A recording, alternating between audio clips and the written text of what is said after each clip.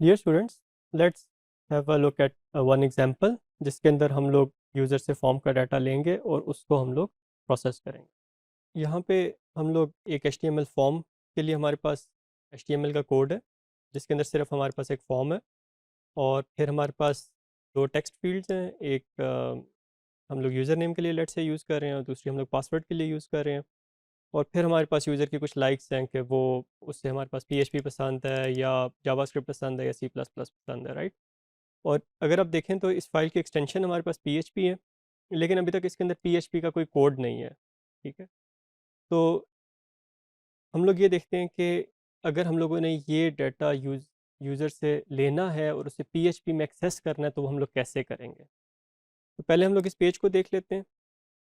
अगर हम लोग इसे ओपन करें तो ऑल दो इसकी एक्सटेंशन PHP है, लेकिन उसके अंदर कोई PHP का टैग नहीं है, सिर्फ HTML के टैग्स हैं, तो वो हमारे पास एज इट इज़ नज़र आ जाएंगे। तो टेक्स्ट फील्ड्स हैं दो हमारे पास, और फिर हमारे पास तीन जो है वो चेक बॉक्सेस हैं। अब हम लोगों ने जब ये डाटा सर्वर साइड पे एक्सेस करना है तो फॉर्म के अंदर हमें बताना पड़ेगा कि ये डाटा कौन से पेज के अंदर एक्सेस हो। तो लेट्स से हम लोग ये कहते हैं action is equal to user login dot PHP। अभी हम लोगों ने स्क्रिप्ट नहीं बनाया, लेकिन लेट्स से हम लोग एक स्क्रिप्ट बनाएंगे यूज़र लॉगिन डॉट PHP जो इस इंफॉर्मेशन को एक्सेस करेगा। फिर आपको मेथड बताना पड़ेगा। जो फॉर्म है, कोशिश करें कि अगर आपके पास वो सर्च से रिलेटेड कोई चीज़ नहीं है तो मेथड आप फॉर्म के अंदर पोस्ट को यूज़ किया करें। फिर आपके पास यूज़र नेम है। अब यहाँ पे देखें type is equal to text बताया हुआ है। Now we have to mention something जिससे हमें PHP के अंदर पता चल जाए कि ये जो इस टेक्स्ट फील्ड में जो टाइप हुआ है वो हम लोग कैसे एक्सेस करेंगे। तो उसके लिए हम लोग नेम यूज़ करेंगे। ठीक है, तो यहाँ पे जो हम लोग नेम लिखेंगे वो हमारे पास सुपर ग्लोबल एरे, जिस तरह पोस्ट की सुपर ग्लोबल एरे उसका हिस्सा बन जाएगा और उसके थ्रू हम लोग एक्सेस कर सकेंगे। तो यहाँ पे हम लोग इसको यू नेम कह देते हैं। और फिर हमारे पास जो दूसरी टेक्स्ट फील्ड है, जो हम लोग उनके पास पासवर्ड है, उसका हम लोग नेम जो है वो पासवर्ड रख देते हैं या PASS रख देते हैं, राइट। तो अब ये PHP में किस तरह एक्सेस होंगे, जो यूज़र नेम है वो यू नेम के नाम से एक्सेस होगा और जो पासवर्ड है वो पास के नाम से एक्सेस होगा। ठीक है, अच्छा, लेट्स गेट दीज वैल्यूज़ और फिर हम लोग जो है वो चेक बॉक्सेस के ऊपर आते हैं। तो हम लोग एक और स्क्रिप्ट डिफाइन करते हैं जिसका नाम हम लोग यूज़र लॉगिन डॉट PHP रखेंगे। तो सेव कर लेते हैं, इसे HT डॉक्स में रखेंगे और ये सेम फोल्डर में होगा जिसमें हमारे पास hello डॉट PHP है।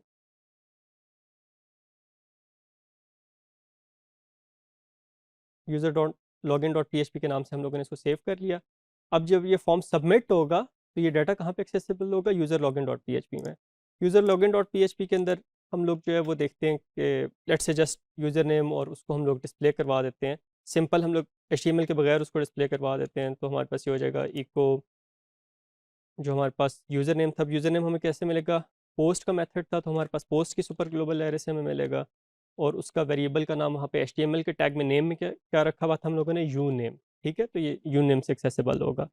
और फिर लेट्स से हम लोग इसके बाद जो है वो एक ब्रेक कर देते हैं, लाइन ब्रेक कर देते हैं। ये HTML का कोड है हमारे पास। और फिर उसके बाद हम लोग इसी तरह पोस्ट के थ्रू जो पासवर्ड है वो हम लोग डिस्प्ले कर देते हैं। ठीक है, अच्छा, लेट्स ट्राई दिस थिंग। अब आइडिया ये है कि जब हम लोग हेलो डॉट PHP के अंदर सबमिट का बटन दबाएं तो हमारे पास ये information user login dot PHP पे चली जाए और यूज़र लॉगिन डॉट PHP के ऊपर हम लोग यूज़र नेम और पासवर्ड जो है वो डिस्प्ले कराते हैं। This is just for learning purposes ना। तो लेट्स ओपन दिस पेज।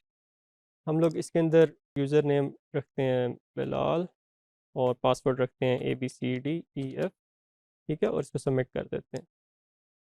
अब आप देखें कि आपके पास यूज़र नेम और पासवर्ड ये अब कहाँ पे डिस्प्ले हो रहे हैं, यूज़र लॉगिन डॉट PHP में। तो हेलो डॉट PHP से हम लोगों ने बटन सबमिट किया, वो इन्फॉर्मेशन आई यूज़र लॉगिन डॉट PHP पे और वहाँ पे हम लोगों ने इन दोनों वैल्यूज़ को एक्सेस कर। अब हम लोगों ने लास्ट मॉड्यूल में बात की थी कि हम लोगों को क्वेरी स्ट्रिंग के अंदर उसे सैनिटाइज करना ज़रूरी है। तो लेट्स से अगर हम लोग इस पेज को डायरेक्टली ओपन करते हैं तो फिर क्या होगा। अब आप देखें आपके पास वार्निंग्स आना शुरू हो गई कि आपके पास यू नेम इस एरे में नहीं है, पास इस एरे में नहीं है।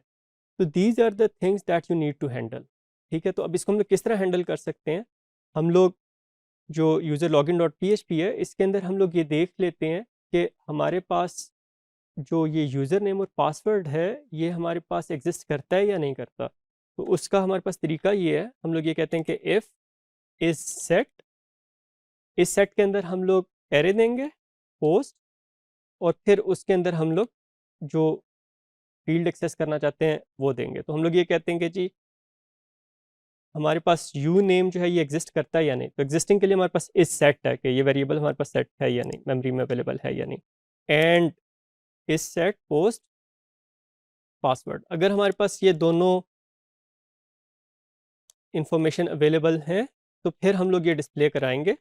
अदरवाइज हम लोग ये कह सकते हैं कि form not submitted, right. Let's try this thing. अब अगर हम लोग hello डॉट पी से फॉर्म को जो है वो सबमिट करवाते हैं, और we got syntax error. Let's see user login dot p पे लाइन 7 पे हमारे पास सिंटैक्स एरर है। तो लाइन 7 पे हमारे पास क्या सिंटैक्स एरर है, आपने फिगर आउट किया? जी, हम लोगों ने सेमी कॉलन नहीं लगाया। तो इस चीज़ का आपने ख्याल रखना है जब आप जावास्क्रिप्ट और पीएचपी में स्विच कर रहे हैं, तो maybe you are used to not putting semicolons at the end in JavaScript ना, और फिर पीएचपी में आप आते हैं तो वहाँ पे आपको सेमी कॉलन लगाने हैं। तो जस्ट मेक अ हैबिट कि जब आप जावास्क्रिप्ट में भी कोड कर रहे हैं तो स्टेटमेंट्स के एंड पे आप सेमी कॉलन यूज़ कर लें, ठीक है, तो एक कंसिस्टेंसी आ जाएगी आपके पास। ओके, हम लोग दोबारा इसको सबमिट करवाते हैं। अब देखें ये इन्फॉर्मेशन सेव डिस्प्ले हो गई। अब हम लोग अगर इस पेज को डायरेक्टली ओपन करते हैं तो अब लिखा हुआ आ गया फॉर्म नॉट सबमिटेड। अब कोई वार्निंग नहीं आई, कोई एरर नहीं आया, हम लोगों ने इसे खुद से हैंडल किया। तो we kind of sanitize the input, right. तो इस चीज़ को आप हैंडल कर सकते हैं कि पहले ये चेक करें कि जिस चीज़ को आप रीड करना चाह रहे हैं वो एग्जिस्ट करती भी है या नहीं, खासतौर पर अगर वो चीज़ आप यूज़र से ले रहे हैं। अगर एग्जिस्ट कर रही है तो फिर आप उसे प्रोसेस करें। अच्छा, जो आपके पास टेक्स्ट फील्ड्स होती हैं और जो ऐसे वेरिएबल्स होते हैं जिसके अंदर आपके पास एक ही वैल्यू आप रिसीव करते हैं, उन्हें तो आप नेम से एक्सेस कर लेते हैं। लेकिन जो चेक बॉक्सेस होते हैं ये हमारे पास थोड़े से डिफरेंट वे में हैंडल होते हैं। क्यों? क्योंकि आपके पास ये जो चेक बॉक्सेस हैं, अब ये मल्टीपल चेक बॉक्सेस सेलेक्ट हो सकते हैं, और ये काइंड ऑफ एक ग्रुप है चेक बॉक्सेस का। जैसे आप सर्वर साइट पे एक्सेस करना चाहते हैं और देखना चाहते हैं कि यूज़र ने कौन कौन सी ऑप्शन सेलेक्ट किए हैं, तो इसके अंदर आपने just carefully observe what we do here. आपने नेम डिफाइन करना है। नेम का अपने नाम एक खास तरीके से रखना है। आप कहते हैं name is equal two likes, ठीक है, और फिर square brackets. Square brackets PHP को ये बताएंगे कि इसके अंदर से जो फर्स्ट सेलेक्टेड चेक बॉक्स है वो लाइक्स के इंडेक्स 0 पे चला जाए, सेकंड सेलेक्टेड जो हमारे पास चेक बॉक्स है वो इंडेक्स 1 पे चला जाए, एंड सो ऑन। तो ये आपने ये करना है कि जो भी एक ग्रुप ऑफ चेक बॉक्सेस है उसका आपने नेम सेम रखना है, जिस तरह आप HTML में भी ये करते थे। लेकिन चेक बॉक्सेस के लिए या कोई भी ऐसी इनपुट फील्ड है जिसके अंदर मल्टीपल वैल्यू सेलेक्ट हो सकती हैं, उसके अंदर फिर आपने आगे एम्प्टी स्क्वायर ब्रैकेट्स यूज़ कर लेनी है, ठीक है।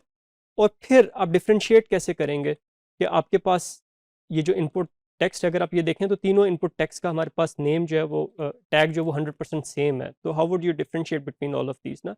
उसके लिए फिर आप ये करें, वैल्यू यूज़ करें। तो आपके पास value is equal to first option के लिए आप PHP कर लें, सेकंड ऑप्शन के लिए आप जावास्क्रिप्ट कर लें, ठीक है, और थर्ड ऑप्शन के लिए आप वैल्यू यूज़ कर लें C++।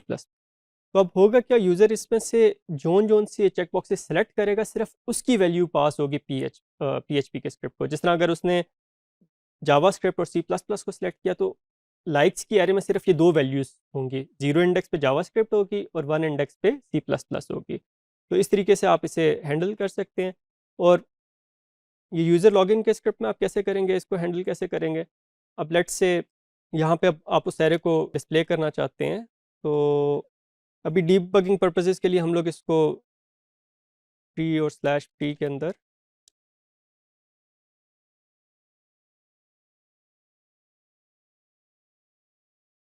हम लोग इसको डिस्प्ले कर रहे हैं, ठीक है। अदरवाइज आप फॉर लूप लगा के उसको भी यूज़ कर सकते हैं, या लेट्स से इसे हम लोग देख ही लेते हैं कि इसमें क्या है।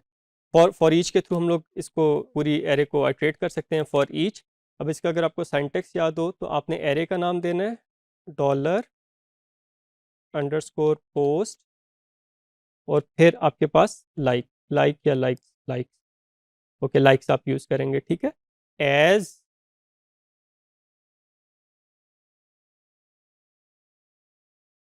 लाइक, ठीक है, तो लाइक्स एज लाइक।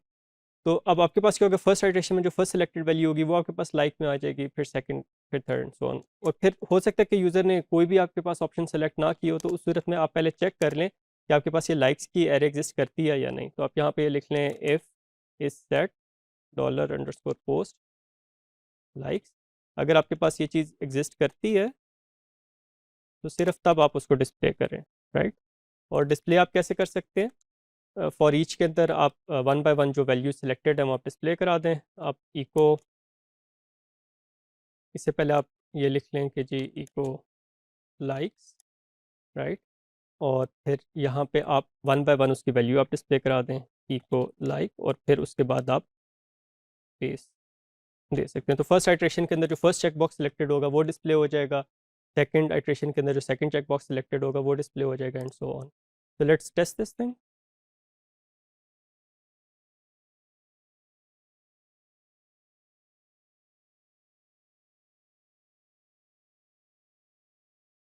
ठीक है, अब दो लैंग्वेजेस हम लोगों ने सिलेक्ट की और वहाँ पे हमारे पास फिलहाल उसका पासवर्ड और जो ये दो वैल्यू सिलेक्टेड है ये हमारे पास नज़र आनी चाहिए।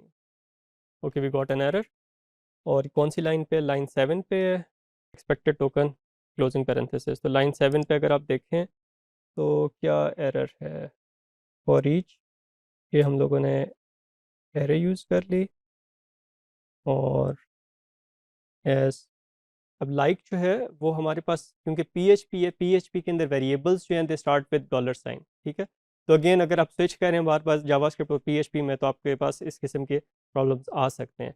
तो अब आपने यहाँ पे क्या करना है, वेरिएबल के साथ आपने $, यूज़ करना है।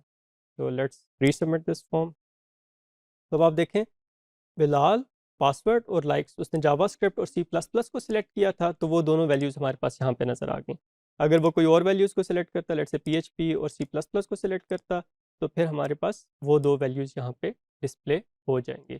तो in this way you have learn कि आप फॉर्म से वैल्यूज़ कैसे लेंगे, अगर सिंगल वैल्यूज़ हैं वो कैसे लेंगे, अगर मल्टीपल वैल्यूज़ हैं एरे के फॉर्म में तो वो आप कैसे लेंगे। Now I would suggest you कि आप एक सिंपल सा फॉर्म बनाएं और उसके अंदर आप check boxes, radio buttons, drop down list, मुख्तलिफ कंट्रोल्स यूज़ करें और फिर उसे आप एक्सेस करें पीएचपी के स्क्रिप्ट के अंदर।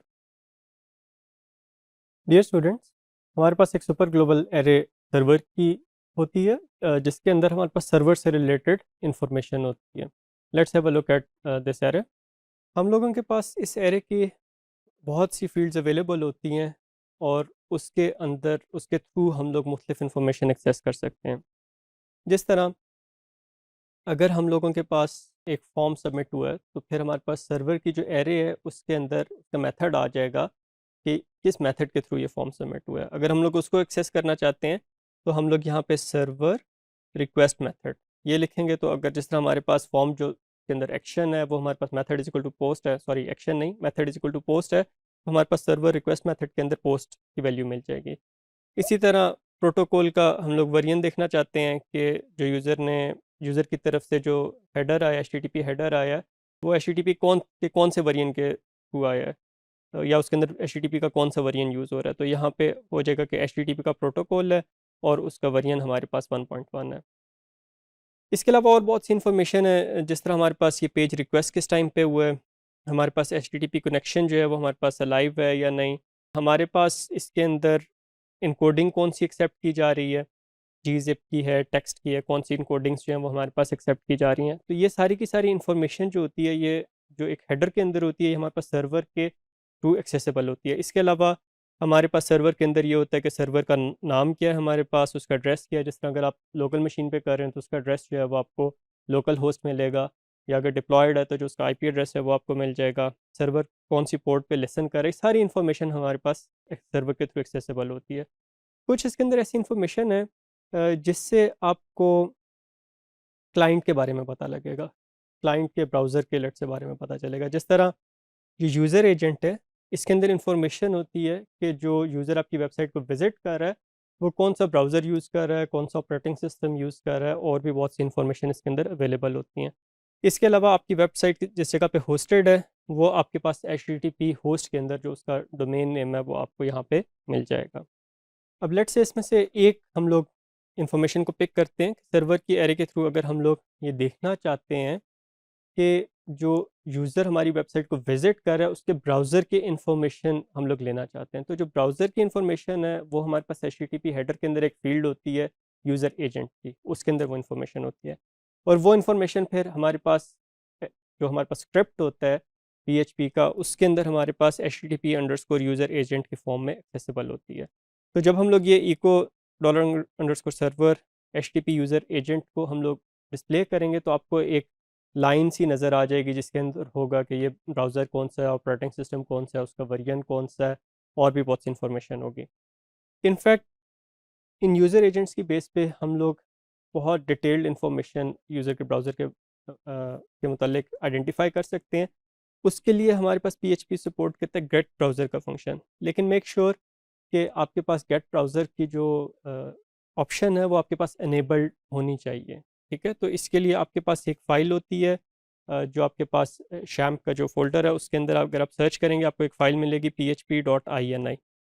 सबसे पहले गेट ब्राउज़र के अंदर उसकी सपोर्ट इनेबल्ड होनी चाहिए, फिर वो सपोर्ट इनेबल होगी तो हमारे पास अ, ये एक फ़ाइल को यूज़ कर रहा होता है जिसका नाम होता है browse cap, browse without an E .ini।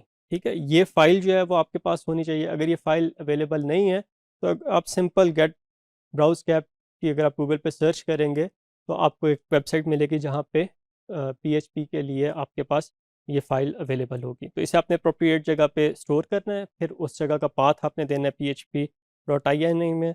अभी जो हम लोगों ने इंस्टॉलेशन की है उसके अंदर बाय डिफ़ॉल्ट ये सेटिंग जो हो वो इनेबल्ड है, हुई हुई है। अच्छा, जब आप गेट ब्राउज़र को ये यूज़र एजेंट पास करते हैं तो ये आपको एक एरे रिटर्न कर देता है।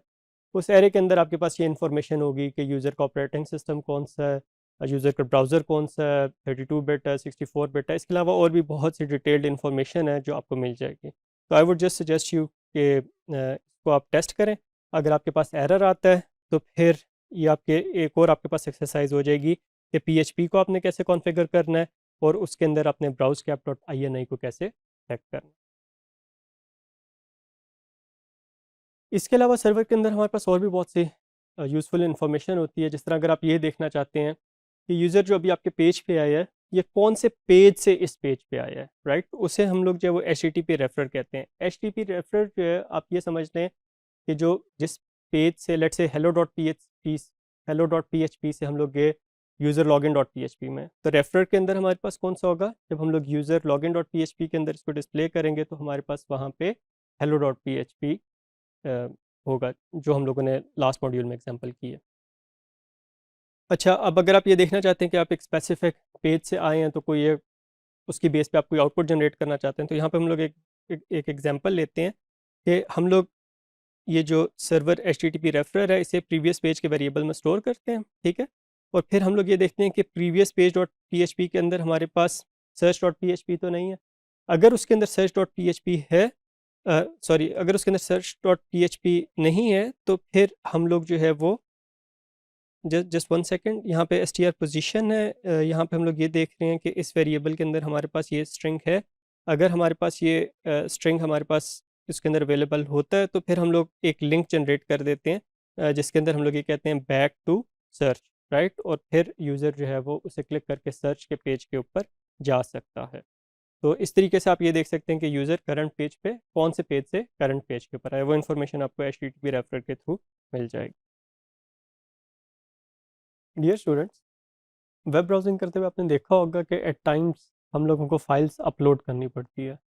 हम लोग अपने कंप्यूटर से कोई फ़ाइल सेलेक्ट करते हैं ब्राउज़र में, अपलोड का बटन प्रेस करते हैं और वो फ़ाइल सर्वर साइड पे अपलोड हो जाती है। तो लेट्स सी कि हम लोग PHP के अंदर जो क्लाइंट साइड से फाइल्स आती हैं उन्हें किस तरीके से हैंडल कर सकते हैं।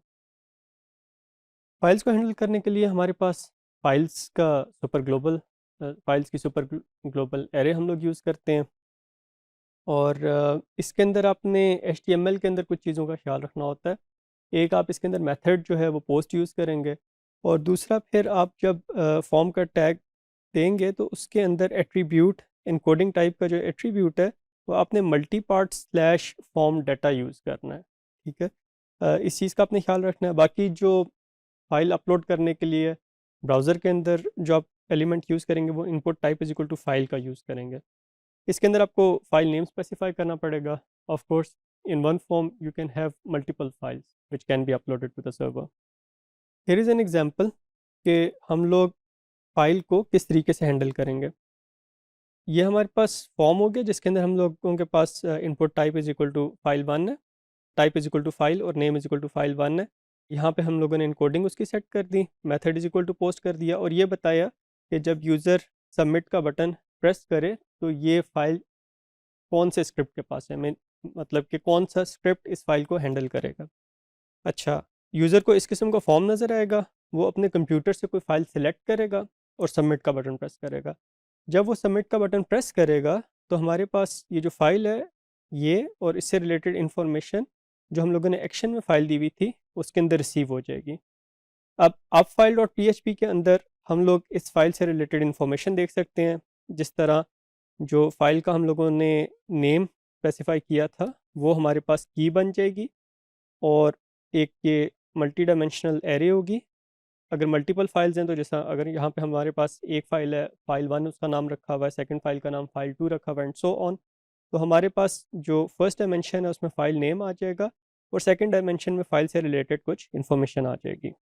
हम लोग अगर तमाम की तमाम फाइल्स को चेक करना चाहते हैं कि वो ठीक से अपलोड हुई हैं या नहीं, सर्वर या in other word server side पे ठीक से रिसीव हुई हैं या नहीं, तो उसके लिए हम लोग आइट्रेट कर सकते हैं फाइल्स की एरे को। इसके अंदर हमारे पास फाइल की जो है ये हमारे पास जो फॉर्म के अंदर हम लोगों ने input type is equal to file और आगे फिर name is equal to file one दिया था, तो फाइल की के अंदर हमारे पास उसका नेम आ जाएगा फाइल का और फिर उसके अंदर हमारे पास एक एट्रीब्यूट है एरर का। तो अगर वो एरर के एट्रीब्यूट के अंदर हमारे पास जो है वो वैल्यू अपलोड एरर ओके नहीं है तो इसका मतलब है कि फ़ाइल में हमारे पास कुछ एरर है। तो अगर उसके अंदर कुछ एरर है हम लोग वो डिस्प्ले करा सकते हैं और अगर हमारे पास एरर नहीं है तो हम लोग ये मैसेज डिस्प्ले करा सकते हैं कि file uploaded successfully. At times इस तरह होता है कि हम लोग क्लाइंट को रिस्ट्रिक्ट करते हैं कि एक सर्टन साइज से ज़्यादा फाइल अपलोड ना की जाए, तो उसके लिए हम लोग मल्टीपल लेवल्स पे हम लोग ये चेक लगा सकते हैं। HTML फॉर्म एट्रीब्यूट्स प्रॉपरली हम लोग यूज़ कर सकते हैं। जावास्क्रिप्ट के अंदर जो फाइल अपलोड होने लगी है उससे पहले हम लोग चेक कर सकते हैं और फिर सर्वर साइड पे जब हमारे पास फाइल आ गई तो फिर हम लोग उसको चेक कर सकते हैं।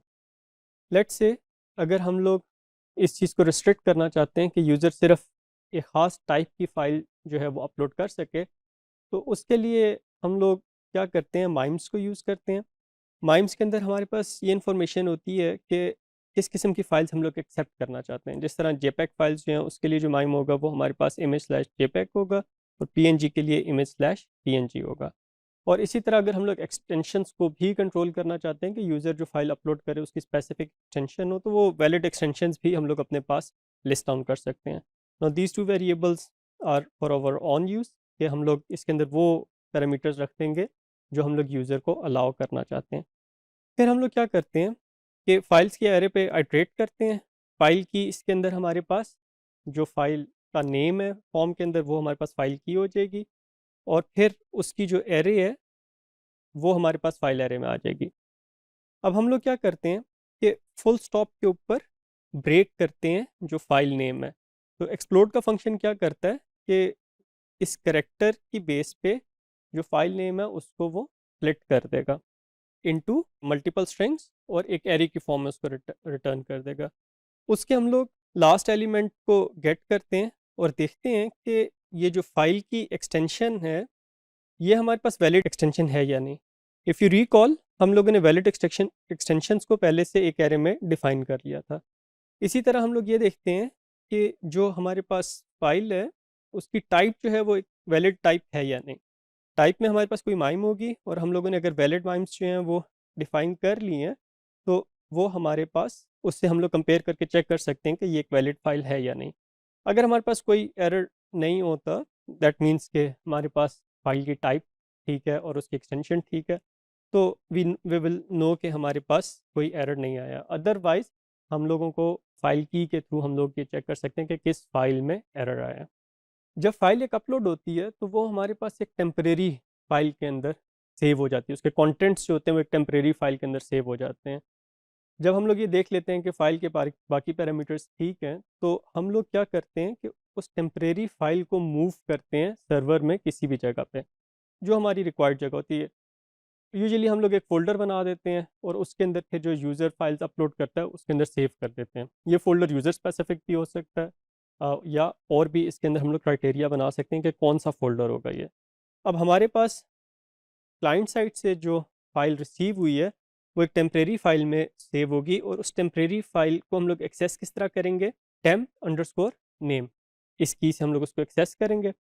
हम लोग डेस्टिनेशन डिसाइड करते हैं कि हम लोगों ने किस जगह पे से सेव करना है सर्वर के ऊपर। सर्वर के ऊपर हम लोग ये कहते हैं कि लेट्स से एक अपलोड का फोल्डर होगा, और उसके अंदर हम लोग उसी नाम से सेव करना चाहते हैं जिस नाम से यूज़र ने इसको अपलोड किया। तो हम लोग जो है वो यहाँ पे वो नेम एक्सेस कर लेंगे जो यूज़र ने फॉर्म के अंदर दिया था, अपलोड करते हुए जो फाइल नेम था वो हम लोगों ने रख लिया। और फिर हम लोग क्या करते हैं, मूव अपलोडेड फाइल का फंक्शन कॉल करते हैं, और इसके अंदर हम लोग सोर्स देते हैं और डेस्टिनेशन देते हैं। तो इससे वो जो टेम्परेरी फाइल है वो हमारे पास अपलोड के फोल्डर में उस फाइल नेम से सेव हो जाएगी जिस फाइल नेम से यूज़र ने उसको अपलोड किया। तो इस वे में हम लोग जो फाइल को अपलोड कर सकते हैं। Of course when you are dealing with multiple users, तो फिर ये रिकमेंडेड नहीं है कि आप एक ही फ़ोल्डर बनाएं। और फिर आप ये भी कर सकते हैं कि instead of using the name of the file uploaded by the user, you can assign your on name, मतलब फाइल वन फाइल टू इस तरह करके आप उसे सेव कर सकते हैं। और फिर डेटाबेस के अंदर आप रिकॉर्ड रख सकते हैं कि कौन से यूज़र ने कौन सी फाइल अपलोड की थी, और अगर ज़रूरत हो तो उसका नाम भी आप साथ में डेटाबेस में सेव कर सकते हैं। डियर स्टूडेंट, मोस्टली जब हम लोगों ने यूज़र का डाटा सेव करना होता है या फॉर्म से जो हमें डाटा मिल रहा होता है वो हम लोगों ने सेव करना होता है, तो वो हम लोग उसे डेटाबेस में सेव करते हैं, क्योंकि डेटाबेस के अंदर हम लोग उसको स्ट्रक्चर्ड फॉर्म में सेव कर रहे होते हैं और उसको रिट्रीव करना हमारे पास एफिशिएंट भी होता है, आसान भी होता है। लेकिन देर आर सर्टन सिचुएशंस जहाँ पे आपको सर्वर साइट के ऊपर फाइल्स क्रिएट करनी पड़ती हैं, उनके अंदर आपको डाटा राइट करना पड़ता है और उनके अंदर आपको डाटा रीड करना पड़ता है। तो उसके लिए हमारे पास पीएचपी के अंदर मुख्तलिफ फंक्शंस अवेलेबल हैं। Before getting into these functions, हम लोग ये समझ लें कि कितने तरीके हैं हमारे पास फाइल्स को रीड करने के। मेनली हमारे पास दो वेज हैं फाइल को रीड करने के लिए। पहला तरीका हमारे पास स्ट्रीमिंग कहलाता है। स्ट्रीमिंग के अंदर क्या होता है कि हम लोग एक फ़ाइल को ओपन कर लेते हैं और उससे हम लोग लाइन बाय लाइन उसके अंदर से हम लोग डाटा रीड करते रहते हैं, राइट। और फिर जब हम लोग फाइल को रीड कर चुके होते हैं तो फिर हम लोग उसको क्लोज कर देते हैं। तो this is called streaming method. इसका हमें एडवांटेज क्या है और कब हम लोग इसको यूज़ करते हैं? जब हमारे पास बहुत बड़ी फाइल्स हैं और उन्हें मेमोरी में लोड करना एट वंस पॉसिबल नहीं है, तो फिर हम लोग स्ट्रीमिंग को यूज़ कर लेते हैं। और फिर दूसरा हमारे पास ऑप्शन ये है कि हम लोग पूरे की पूरी फाइल को एट वंस मेमोरी में रीड कर लें, और जब राइट करना है तो हमारे पास मेमोरी में जो डाटा पड़ा हुआ है उसे एट वंस हम लोग फाइल के अंदर राइट करते हैं। तो let's see how streaming works. Stream access उसी तरीके से काम करती है जिस तरीके से अगर आप लोगों ने सी या सी प्लस प्लस में काम किया हो। वहाँ पे हमारे पास एक ओपन का फंक्शन होता है, एक डाटा गेट करने का फंक्शन होता है, और फिर हमारे पास एक क्लोज का फंक्शन होता है। हम लोग क्या करेंगे, सबसे पहले एफ ओपन के फंक्शन के थ्रू फाइल को ओपन करेंगे, और फिर लेट से एक लूप के थ्रू हम लोग उससे data line by line read करते रहेंगे। जब तक हमें डाटा मिलता रहता है हम लोग उसे रीड करते रहेंगे और प्रोसेस करते रहेंगे। और फिर जब हम लोग सब डाटा रीड कर चुके होंगे तो फिर हम लोग फाइल को क्लोज कर देंगे। तो स्ट्रीमिंग के अंदर हमारे पास मोर और लेस यही स्टेप्स होंगे। अगर आपके पास जो फाइल्स आप रीड या राइट करना चाह रहे हैं वो अगर आपके पास बहुत बड़ी फाइल्स नहीं है, they are like small files and they can be fit into memory, तो फिर हमारे पास ऐसे फंक्शंस हैं जिनके थ्रू हम लोग तमाम पूरी की पूरी फाइल रीड कर सकते हैं एट वंस, और पूरी की पूरी फाइल एट वंस राइट कर सकते हैं। तो फाइल का हमारे पास एक फंक्शन है। ये फंक्शन क्या करता है कि फाइल को रीड करके उसके कंटेंट्स जो है, मतलब अगर एक टेक्सचुअल फाइल है तो उसके अंदर जितनी भी हमारे पास लाइंस होती हैं, अ, उनको एक एलिमेंट बना के एक एरे में डाल देता है। दैट मीन्स एरे के इंडेक्स 0 पे जो है उस फाइल की फर्स्ट लाइन होगी, इंडेक्स 1 पे सेकंड लाइन होगी, एंड सो ऑन। और इसके अलावा हमारे पास दो और फंक्शंस हैं, एक फाइल गेट कंटेंट्स का और एक फाइल पुट कंटेंट्स का। फाइल गेट कंटेंट्स का फंक्शन क्या करेगा कि फाइल को रीड करेगा और उसके तमाम के तमाम कंटेंट्स एक स्ट्रिंग में स्टोर कर देगा, और फिर हम लोग उसको यूज़ कर सकते हैं। और फिर अगर हमारे पास एक स्ट्रिंग की फॉर्म में डाटा पड़ा हुआ है और वो सारे का सारा डाटा हम लोग एक फाइल में सेव करना चाहते हैं, तो फिर उसके लिए हम लोग फाइल पुट कंटेंट्स का फंक्शन यूज़ करेंगे। उसके अंदर हम लोग वो स्ट्रिंग पास करेंगे, तो हमारे पास जो सारे के सारे स्ट्रिंग के अंदर डाटा वो फाइल के अंदर राइट हो जाए। Dear students, object oriented programming हमें फैसिलिटेट करती है to think in terms of object and then program accordingly. तो हम लोग जो भी प्रोग्रामिंग कर रहे होते हैं, हम लोग ऑब्जेक्ट्स को जेन में रख के प्रोग्रामिंग कर रहे होते हैं, और फिर ऑब्जेक्ट से रिलेटेड प्रॉपर्टीज़ और मेथड्स को हम लोग इम्प्लीमेंट करते हैं। इस तरीके से हमारा जो कोड है वो मेंटेनेबल हो जाता है, और अ, उसे प्रोग्राम करना जो है वो हमारे लिए, उसके लिए लॉजिक बनाना हमारे लिए आसान हो जाता है। तो लेट्स सी हमारे पास PHP के अंदर ऑब्जेक्ट ओरिएंटेड प्रोग्रामिंग किस तरह होती है। क्लासेस को डिफाइन करना इज़ वेरी सिंपल। हम लोग क्लास का कीवर्ड यूज़ करते हैं, उसके बाद हम लोग क्लास नेम लिखते हैं, और फिर हमारे पास जो प्रॉपर्टीज़ और मेथड्स हैं वो हम लोग उसके अंदर लिस्ट डाउन कर देते हैं। लेट्स से हमारे पास एक आर्टिस्ट की क्लास है, और उसके अंदर हमारे पास उससे रिलेटेड कुछ इन्फॉर्मेशन है, first name, last name, birth date, birth city and death date. तो हम लोग ये इन्फॉर्मेशन जो है वो आर्टिस्ट की सेव करना चाहते हैं, तो हम लोग प्रॉपर्टीज़ की फॉर्म में सेव कर देंगे। जब हम लोगों ने एक क्लास बना ली, तो उस क्लास के हम लोग इंस्टेंसेस क्रिएट करते हैं, जिसे हम लोग ऑब्जेक्ट कहते हैं। ऑब्जेक्ट्स क्रिएट करना बहुत आसान है। इसके अंदर हम लोग न्यू का कीवर्ड यूज़ करते हैं, उसके बाद हम लोग क्लास नेम लिखते हैं, और इससे क्या होता है कि एक ऑब्जेक्ट क्रिएट हो जाती है मेमोरी में, और उसका एड्रेस हमें मिल जाता है जो हम लोग किसी वेरिएबल में सेव करा लेते हैं। तो यहाँ पे हम लोग जो है वो दो ऑब्जेक्ट्स क्रिएट कर रहे हैं आर्टिस्ट क्लास की। और जिस तरह आप ऑब्जेक्ट ओरिएंटेड प्रोग्रामिंग में सीख चुके होंगे कि हम लोग एक क्लास के जितने भी ऑब्जेक्ट्स क्रिएट करना चाहें, वी कैन डू दैट। अब अगर हमारे पास, हम लोगों ने क्लास के अंदर कुछ एट्रीब्यूट्स रखे हुए थे, कुछ प्रॉपर्टीज़ रखी हुई थी, जिस तरह आर्टिस्ट का फर्स्ट नेम क्या है, लास्ट नेम क्या है, बर्थ सिटी क्या है, और हम लोग वो वैल्यू सेट करना चाहते हैं, तो हम लोग कैसे सेट कर सकते हैं। हम लोगों ने जब एक आर्टिस्ट की ऑब्जेक्ट क्रिएट कर ली, तो उसकी प्रॉपर्टीज़ को हम लोग एरो के थ्रू एक्सेस करते हैं, ठीक है। और हम लोग ऑब्जेक्ट नेम लिखेंगे, जिस तरह पिकासो, फिर उसके बाद hyphen greater than, we call it an arrow, और फिर उसके बाद प्रॉपर्टी नेम। तो अगर हमारे पास वो प्रॉपर्टी पब्लिक है, तो हम लोग डायरेक्टली उसके अंदर कोई वैल्यू स्टोर करा सकते हैं। और इसी तरह जब कोई वैल्यू रिट्रीव करनी होती है, तो हम लोग ऑब्जेक्ट नेम लिखेंगे, एरो प्रॉपर्टी नेम लिखेंगे, तो उससे हम लोग वो प्रॉपर्टी रिट्रीव कर सकते हैं। डियर स्टूडेंट्स, लेट्स सी कि हम लोग एक क्लास के अंदर मेथड्स कैसे डिफाइन कर सकते हैं। मेथड से पहले हम लोगों को एट टाइम्स जो हमारे पास ऑब्जेक्ट है उसे इनिशियलाइज करना पड़ता है। और ऑब्जेक्ट ओरिएंटेड प्रोग्रामिंग के अंदर आपने स्टडी किया है कि वैल्यूज़ को इनिशियलाइज करने के लिए हमारे पास कंस्ट्रक्टर यूज़ होता है। PHP के अंदर कंस्ट्रक्टर थोड़ा सा डिफरेंट वे में हम लोग डिफाइन करते हैं as compare to other languages as C++ और जावा। यहाँ पे जो भी हमारे पास क्लास हो, उसका जब हम लोगों ने कंस्ट्रक्टर डिफाइन करना है, तो वो हम लोग फंक्शन के तौर पे डिफाइन करेंगे, और फंक्शन का हमेशा नाम होगा अंडरस्कोर अंडरस्कोर कंस्ट्रक्ट, राइट। तो जब हम लोग किसी फंक्शन का नाम अंडरस्कोर अंडरस्कोर कंस्ट्रक्ट रखेंगे, तो उससे क्या होगा कि जब हम लोग कोई ऑब्जेक्ट को क्रिएट कर रहे होंगे, तो ये फंक्शन ऑटोमेटिकली हमारे पास कॉल हो जाएगा। कंस्ट्रक्टर हमारे पास पैरामीटराइज भी हो सकता है, जिसके अंदर से कुछ प्रॉपर्टीज़ की हम लोग वैल्यूज़ लेते हैं ऑब्जेक्ट क्रिएट करते हुए, और कुछ हमारे पास डिफ़ॉल्ट वैल्यूज़ भी हो सकती हैं। यहाँ पे एक एग्जांपल है, जिसके अंदर हमारे पास जो डेथ है वो हमारे पास एक डिफ़ॉल्ट वैल्यूज़ के लिए नल यूज़ कर रहे हैं। बाकी सारी वैल्यूज़ हम लोग एज पैरामीटर ले रहे हैं, और उनको हम लोग क्लास के जो ऑब्जेक्ट की जो प्रॉपर्टीज़ हैं उनके अंदर सेव कर रहे हैं। यहाँ पे आपने देखा होगा कि जो फंक्शन के अंदर हम लोग पैरामीटर ले रहे हैं, वो भी हमारे पास वेरिएबल का नाम फर्स्ट नेम है, और जो हमारे पास इस क्लास की प्रॉपर्टी थी उसका भी नाम फर्स्ट नेम था. It does not make much difference और it does not have to be same. ठीक है. इसके अंदर आप फर्स्ट नेम की जगह एफ एन भी रख सकते थे अपनी ईज के लिए. लेकिन पीएचपी को हम लोग कैसे बताते हैं कि इसके अंदर लोकल पैरामीटर कौन सा है फंक्शन का और इसके अंदर से ऑब्जेक्ट की प्रॉपर्टी कौन सी है. ऑब्जेक्ट की प्रॉपर्टीज़ के लिए हम लोग $साइन दिस यूज़ करते हैं. This represents the current object.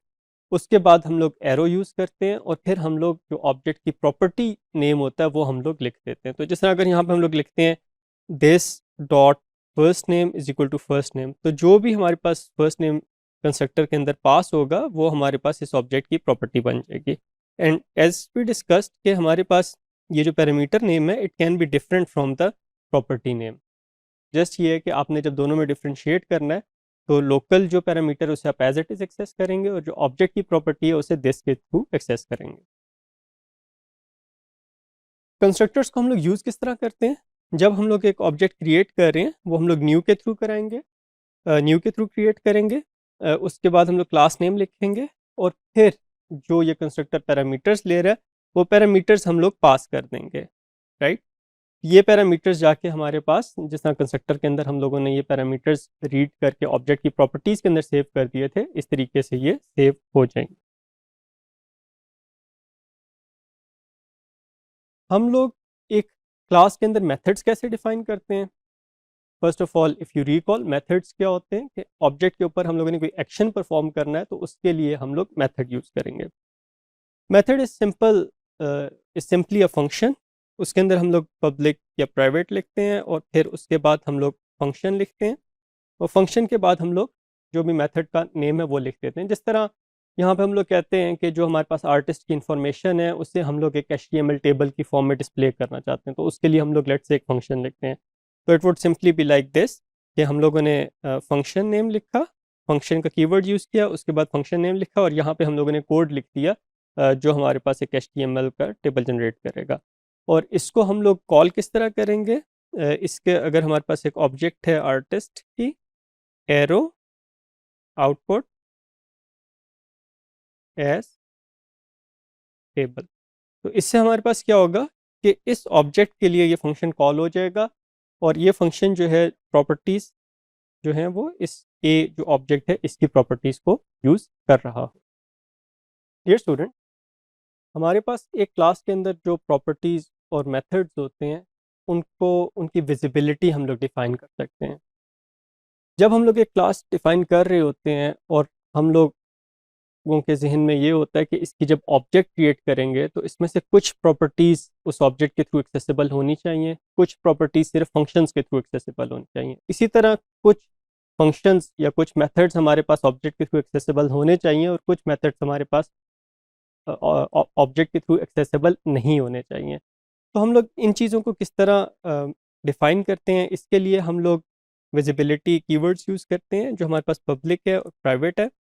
जब हम लोग एक वेरिएबल को या एक प्रॉपर्टी को या एक मेथड को हम लोग पब्लिक कर देते हैं तो उसको हम लोग ऑब्जेक्ट के थ्रू एक्सेस कर सकते हैं. और अगर हम लोग किसी प्रॉपर्टी को या मेथड को प्राइवेट कर देते हैं तो उसे हम लोग ऑब्जेक्ट के थ्रू एक्सेस नहीं कर सकते. उस प्रॉपर्टी या मेथड को क्लास के अंदर क्लास के कोड में तो एक्सेस कर सकते हैं लेकिन that can not be directly access from the object. तो let's have a look at one example. हमारे पास पेंटिंग की एक क्लास है, उसके अंदर हमारे पास एक पब्लिक प्रॉपर्टी है टाइटल की और एक प्राइवेट हमारे पास प्रॉपर्टी है प्रॉफिट की.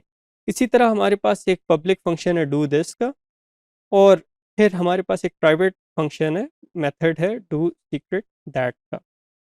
अब क्लास के अंदर क्लास के कोड में हम लोग इन तमाम पब्लिक और प्राइवेट प्रॉपर्टीज़ और मेथड्स एक्सेस कर सकते हैं. जिस तरह यहाँ पे हम लोग पब्लिक प्रॉपर्टी या टाइटल उसको दिस डॉट टाइटल के थ्रू एक्सेस कर रहे हैं, उसकी हमारे पास एक प्राइवेट प्रॉपर्टी या प्रॉफिट उसको भी हम लोग एक्सेस कर रहे हैं, तो दिस इज़ डूएबल. और फिर हम लोग प्राइवेट मेथड को एक्सेस करें, this is also doable. Right. लेकिन जब हम लोग ऑब्जेक्ट की साइड पे जाते हैं, जब हम लोगों ने एक ऑब्जेक्ट क्रिएट किया तो उसके थ्रू हम लोग किस चीज़ को एक्सेस कर सकते हैं, किसको नहीं एक्सेस कर सकते. लेट्स से पेंटिंग का हम लोगों ने एक ऑब्जेक्ट क्रिएट किया, अब हम लोग उसकी जो पब्लिक प्रॉपर्टीज़ हैं और पब्लिक मेथड्स हैं उनको तो एक्सेस कर सकते हैं. जिस तरह हम लोग P1 डॉट टाइटल, अब टाइटल हमारे पास पब्लिक है उसे एक्सेस कर सकते हैं. डू दिस हमारे पास एक पब्लिक फंक्शन है, उसे हम लोग एक्सेस कर सकते हैं। लेकिन जो हमारे पास प्राइवेट प्रॉपर्टीज़ और मेथड्स हैं उनको हम लोग एक्सेस नहीं कर सकते। जिस तरह यहाँ पे हम लोग अगर ऑब्जेक्ट के थ्रू प्रॉफिट को एक्सेस करने की कोशिश करेंगे which is a private property, तो we will get an exception. ठीक है, यहाँ पे हमारे पास एरर आ जाएगा and this will not be allowed. इसी तरह प्राइवेट मेथड्स को भी हम लोग एक्सेस नहीं कर सकेंगे। जब आप प्रोग्रामिंग कर रहे होते हैं, ना सिर्फ वेब डेवलपमेंट या किसी भी प्रोग्रामिंग लैंग्वेज में, तो मेक श्योर कि आप अप्रोप्रिएटली जो मेथड्स और प्रॉपर्टीज़ हैं उनके आप विजिबिलिटी सेट करें। इससे आपके पास एक्सीडेंटल बग्स इंट्रोड्यूस होने का चांस जो है वो आपके पास कम हो जाता है। जिस तरह प्रॉपर्टीज़ को आप मोस्टली प्राइवेट रखेंगे, there is no need to access the properties from an object directly, right. अगर एक्सेस करना है तो आप किसी फंक्शन के थ्रू एक्सेस करें। फंक्शन के थ्रू एक्सेस करने का हमारे पास क्या फ़ायदा होगा कि एग्जैक्टली आपके क्लास के अंदर उसकी लॉजिक होगी कि आपने किस प्रॉपर्टी को किस तरीके से यूज़ करना है, उसके अंदर क्या वैल्यू होनी चाहिए।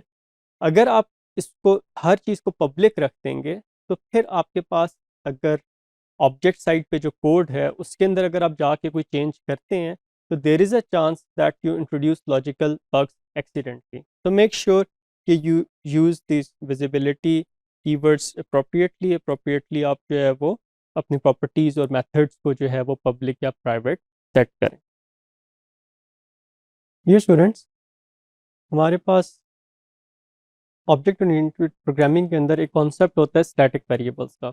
Let's see what are static variables. एक जो हमारे पास स्टैटिक वेरिएबल होता है, चाहे वो प्रॉपर्टी है या मेथड है, it is shared across all the object. That means कि अगर आपने किसी प्रॉपर्टी को या किसी मेथड को स्टैटिक कर दिया तो वो हमारे पास तमाम की तमाम ऑब्जेक्ट्स उसको शेयर करेंगे। इनफैक्ट हम लोग कोई ऑब्जेक्ट क्रिएट किए बगैर भी स्टैटिक वेरिएबल्स और मेथड्स को एक्सेस कर सकते हैं। लेट्स सी हम लोग पीएचपी के अंदर स्टैटिक वेरिएबल्स कैसे डिफाइन करते हैं। अगर हम लोगों ने किसी प्रॉपर्टी को स्टैटिक करना है तो उससे पहले हम लोग पब्लिक स्टैटिक और फिर वेरिएबल का नाम और जिस वैल्यू से उसे इनिशियलाइज करना है वो हम लोग वैल्यूज़ को दे देंगे। तो इससे क्या होगा कि हमारे पास इस क्लास के लिए एक प्रॉपर्टी, एक स्टैटिक प्रॉपर्टी हमारे पास सेट हो गई और अब हमारे पास ये प्रॉपर्टी डायरेक्टली एक्सेसिबल होगी विदाउट क्रिएटिंग एन ऑब्जेक्ट।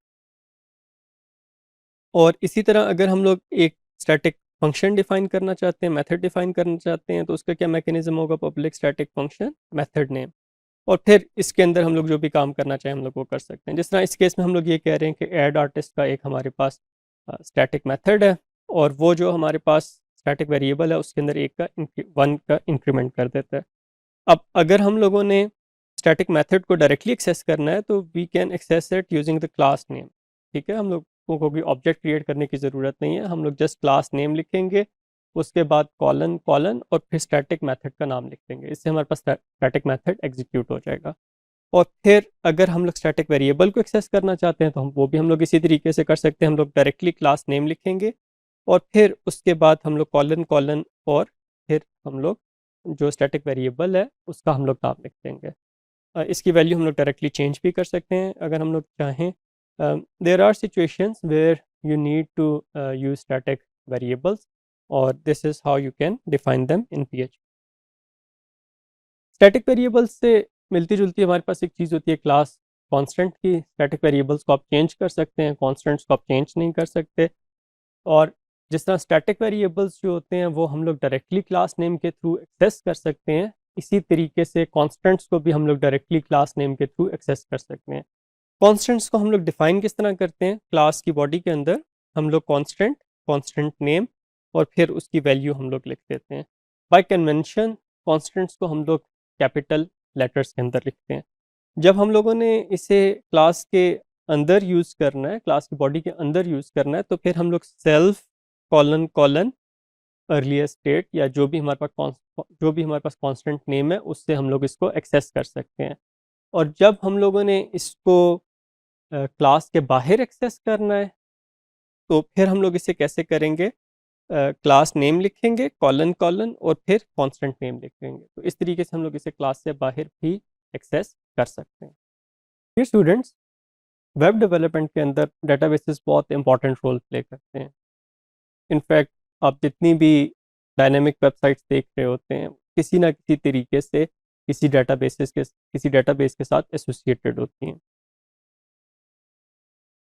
अगर हम लोग सिर्फ HTML CSS की बात करें तो वो हमारे पास एक स्टैटिक वेब पेज होता है जिसके अंदर जो कंटेंट्स हैं वो हमारे पास चेंज नहीं होते, दे रिमेन द सेम। अगर हम लोग अपने HTML पेजेस को डायनेमिक करना चाहते हैं तो वो हम लोग किसी भी सर्वर साइड स्क्रिप्टिंग लैंग्वेज के थ्रू कर सकते हैं, जिस तरह PHP is one of them. Idea ये है कि PHP डेटाबेस से डाटा फेच करके लाएगी और वो फिट इन कर देगी HTML के उन पीसीस पे या उन प्लेसेस पे जो हम लोग डायनेमिक करना चाहते हैं। तो इस तरीके से हमारे पास वेबसाइट्स जो हैं वो डायनेमिक हो सकती हैं। Here is an example. हमारे पास एक वेबसाइट है जिसके ऊपर लेट्स से मुख्तलिफ प्लेसेस की इंफॉर्मेशन है। अब इसके लिए जो हमारे पास HTML कंटेंट्स होंगे, जो CSS होगा, जो जावास्क्रिप्ट होगा, that would be the same for all the places, right. कुछ जो स्टैटिक पार्ट है या जो कांस्टेंट पार्ट है, it would be it would be covered in the HTML part, और फिर जो डायनेमिक कंटेंट्स हैं वो हम लोग डेटाबेस से फेच करके लाएंगे और उन्हें हम लोग HTML के अंदर इम्बेड कर देंगे। जिस तरह यहाँ पे हम लोग देख रहे हैं कि कुछ हमारे पास कांस्टेंट चीज़ें हैं, हेडर हमारे पास कांस्टेंट है, हमारे पास नैव बार कांस्टेंट है। इसके अलावा अगर लेआउट देखें वो हमारे पास कांस्टेंट है, लेकिन there are some differences as well. ये दोनों हमारे पास जो वेब पेजेस हैं ये एक ही स्क्रिप्ट ने जनरेट किए हुए हैं। ऊपर वाले वेब पेज के अंदर हमारे पास किसी और प्लेस की इंफॉर्मेशन है, टाइटल डिफरेंट है, इमेज डिफरेंट है, उसकी डिटेल्स जो हैं वो हमारे पास डिफरेंट है, और नीचे वाली इमेज के अंदर हमारे पास जो है वो किसी और प्लेस की इंफॉर्मेशन है। अब आइडिया ये है कि हम लोग एक HTML काइंड ऑफ टेम्पलेट बना लेते हैं और फिर जो डिफरेंट प्लेसेस हैं उनसे रिलेटेड इंफॉर्मेशन हम लोग एक डेटाबेस में सेव कर लेते हैं, और फिर जब हम लोगों ने एक पर्टिकुलर प्लेस की इंफॉर्मेशन डिस्प्ले करनी है तो वो इंफॉर्मेशन हम लोग डेटाबेस से फैच करेंगे और वो जो हमारे पास HTML का काइंड ऑफ टेम्पलेट है उसके अंदर हम लोग प्लग इन कर देंगे, और यूज़र को जो है वो एक ही हम लोग PHP स्क्रिप्ट के थ्रू जितनी भी हमारे पास प्लेसेस हैं उनकी इंफॉर्मेशन हम लोग डिस्प्ले कर सकेंगे। लेट्स सी के जो हमारे पास वेबसाइट्स होती हैं वो हमारे पास डेटाबेसेस को कैसे यूज़ करती हैं। जो हमारे पास यूज़र है वो एक रिक्वेस्ट भेजेगा सर्वर साइड के ऊपर, जो हमारे पास एक PHP का स्क्रिप्ट होगा।